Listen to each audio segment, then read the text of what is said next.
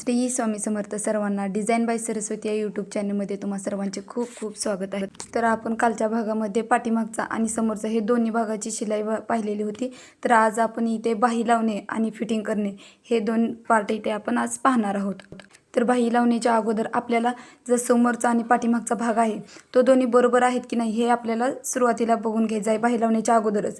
तर इथे बघा समोरचा भाग खालच्या भागावरती व्यवस्थित ठेवून घ्यायचा आहे आणि जिथे आपण बाही जोडतो आपला जो मुंडा आहे तिथे आपल्याला बघून घ्यायचं आहे कमी जास्त आहे का नाही।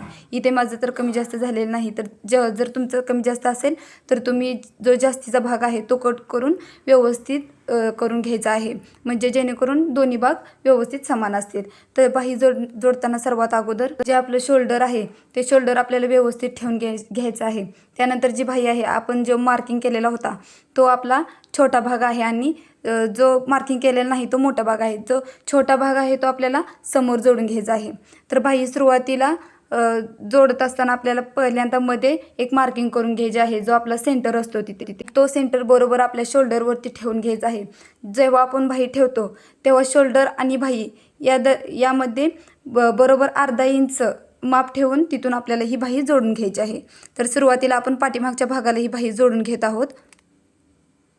बाही जोडताना आपल्याला जास्ती खेचायची नाही, जर जास्ती खेचली तर ती बाही व्यवस्थित बसत नाही। इथे बघा आपली बाही जास्ती पण झालेली नाही आणि कमी पण पडलेली नाही। तर तसंच नंतर आपल्याला त्याच टिपेवरून परत टिप मारून घ्यायची आहे। व्यवस्थित बाही जोडायची आहे, दुसरा कोणताही भाग त्या टिपमध्ये आला नाही पाहिजे अशी व्यवस्थित जोडून घ्यायची आहे। तर आता आपण हा समोरचा भाग पण त्याच पद्धतीने जोडून घ्यायचा आहे। कापड अजिबात खेचायचं नाही, जर खेचलं तर आपल्या बाहीला लगेच गुड्या येतात किंवा बाही फिटिंग झाल्यानंतर व्यवस्थित बसत नाही। त्यामुळे आपल्याला व्यवस्थित इथे बाही जोडून घ्यायची आहे। परत त्यावरती आपल्याला डबल अजून एक टिप मारून घ्यायची आहे। तर बरोबर सेंटरवरती आपल्याला इथे टेप बाहेर काढून घ्यायची आहे। तर आपला बरोबर इथे बाही जोडून घेतलेली आहे, तुम्ही बघू शकता इथे अजिबात गुड्या वगैरे अजिबात आलेल्या नाहीत। तर याच पद्धतीने आपल्याला बाही जोडून घ्यायची आहे। तर त्यानंतर आपल्याला आपली जी बाही आहे ती बाही आपल्याला इथे मापून घ्यायची आहे।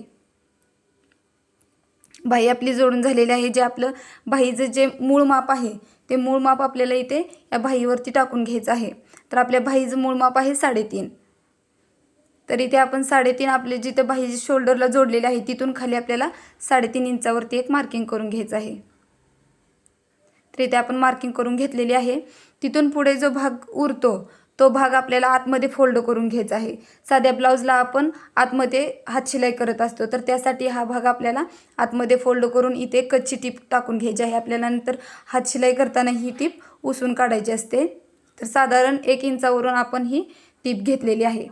तर इथं आपली बाही तयार झालेली आहे। तुम्ही बघू शकता इथं आपलं जे शोल्डर आहे तिथून आपण ही बाही जोडून घेतली, त्यानंतर 3.5 आपली बाही बरोबर आलेली आहे। तर त्याच पद्धतीने आपल्याला दुसऱ्या साईडला पण तशाच पद्धतीने बाही जोडून घ्यायची आहे।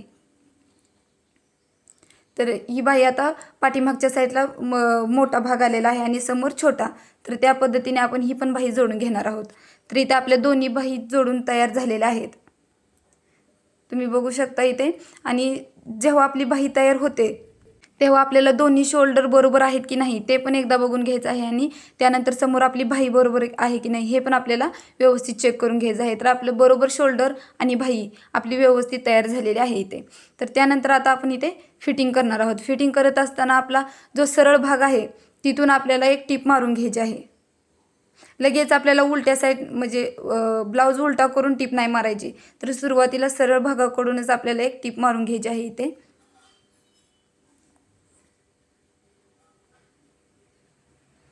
ही टीप आपली कच्ची आहे, ती टीप नंतर आतमध्ये फोल्ड होणार आहे। ही टीप जो एक्स्ट्राचा भाग आहे तो पण आपण इथे कट करणार आहोत, म्हणजे आपल्या ब्लाऊजला फिनिशिंग व्यवस्थित येते। तर इथं आपली आता सरळ भागाकडून व्यवस्थित टीप मारलेली आहे। तर आता ब्लाऊज आपल्याला उलटा करून घ्यायचा आहे। बरोबर आपली जिथून टीप आलेली आहे तिथं उलटा करून घेऊन आपण इथे परत एक टीप घेणार आहोत। बाहीची जी आपली बाही जोडलेली जी शिलाई आहे ती आपल्याला सरळ पुढच्या साईडला करून घ्यायची आहे आणि ही आपण त्यानंतर वरून एक टीप टाकून घेणार आहोत। तर इथे आपले फिटिंगची टीप झालेली आहे. तर आता इथं आपण दुसऱ्या साईडला पण त्याच पद्धतीने टीप टाकून घेतलेली आहे. तर आता आपल्याला कमरेचं माप घ्यायचं आहे. तर आपली इथे कंबर आहे बघा, कमर आहे आपली 26.5. तर आपल्याला फिटिंगला आता ही 26.5 लागणार आहे माप. तर फिटिंग करत असताना कमरेमध्ये खूप जणांचं लूज किंवा फिटिंग जास्ती होतं. तर त्यासाठी आपल्याला जे आपण फिटिंगला सुरुवातीला माप घेतलेलं होतं त्याच पद्धतीने इथं आपल्याला पूर्ण आपली जी कमर आहे ती व्यवस्थित मापून घ्यायची आहे. जो आपला टेप आहे तो आपल्याला अजिबात लूज सोडायचा नाही. बरोबर व्यवस्थित आपल्याला हा टेप आपल्याला पूर्ण मापून घ्यायचा आहे. तर इथं आपलं 26.5 तिथं आपलं मार्किंग म्हणजे आपली कमर आहे ती 26.5 आहे. तिथून पुढे आपलं किती आहे इथं आपण मापून घेणार आहोत.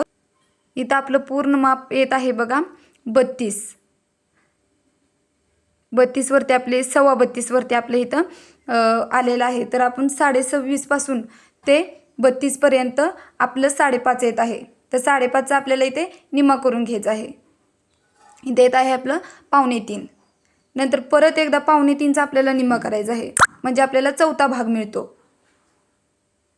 इथे आपला चौथा भाग येत आहे 1.5ला 1 सेंटी कमी, म्हणजे 1.5ला 1 सेंटी कमी येत आहे इथे. तर आपल्याला इथे जी आपली कमर आहे तिथे आपल्याला 1.5ला 1 सेंटी कमी टाकून घ्यायचं आहे.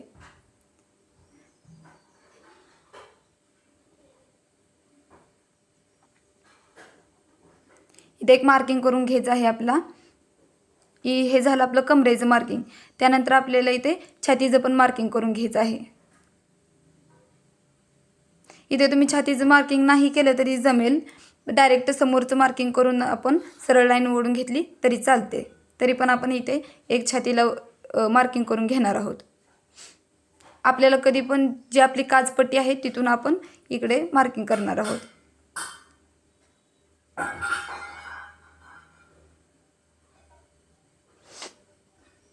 तर आपलं छातीचं पण मार्किंग झालेलं आहे. आता आपली जी रुंदी आहे बाहीरुंदी ते पण आपण इथे टाकून घेणार आहोत. जी आपली बाहीरुंदी आहे ती आहे 5.5.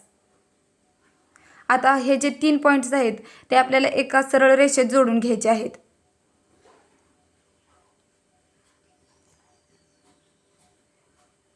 बरोबर सरळ लाईन आली पाहिजे. जर तुमची लाईन व्यवस्थित नाही आली तर तुमचा ब्लाऊज तिथे लूज होतो. त्यामुळे व्यवस्थित आपल्याला सरळ लाईन आखून घ्यायची आहे आणि त्याच सरळ लाईनवरून आपल्याला शिलाई घ्यायची आहे. हे झाले आपले फिटिंग. आता ही आपली फिटिंगची लाईन आहे.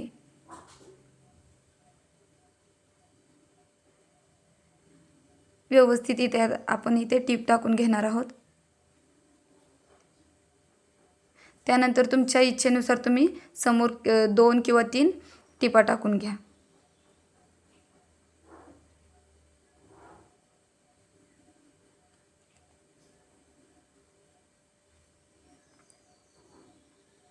इथे मी मार्जिन म्हणून आतमध्ये 3 टिपा टाकून घेतलेल्या आहेत. तर हे आपले एक साईडचे झाले फिटिंग.